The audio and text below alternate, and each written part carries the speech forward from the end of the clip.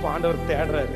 நான் உயர்த்த போறேன், நான் அங்கீகரிக்க போறேன். அடுத்த ஜெனரேஷனுக்கு இங்க இருக்கிற நிறைய பேர் தேவை. அதுக்காக தான் ஆண்டவர் இந்த உலகத்தை விட்டு வேறு பிரிச்சு உங்களை இங்க கொண்டு வந்து வச்சிருக்கிறாரு. உங்க மேல ஆண்டவருடைய அன்பு நிறைய இருக்குது. கர்த்தர் உங்களை ரொம்ப நேசிக்கிறாரு. நான் நம்புறேன் ஆண்டவர் உங்களை நேசிக்கிறதுனுடைய பெரிய அடையாளம் என்னன்னா, உங்க கூட ஆண்டவர் பேசுறது தான் ஆண்டவர் உங்களை நேசிக்கிறதுனுடைய பெரிய அடையாளம்.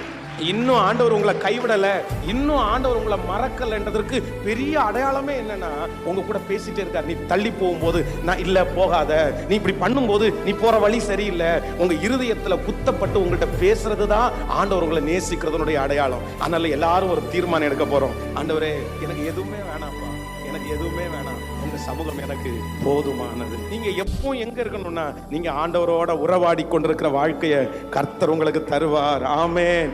அந்தரங்கத்துல பார்க்கிற உன்னுடைய பிதா உனக்கு வெளியரங்கமான பதில தருவார்.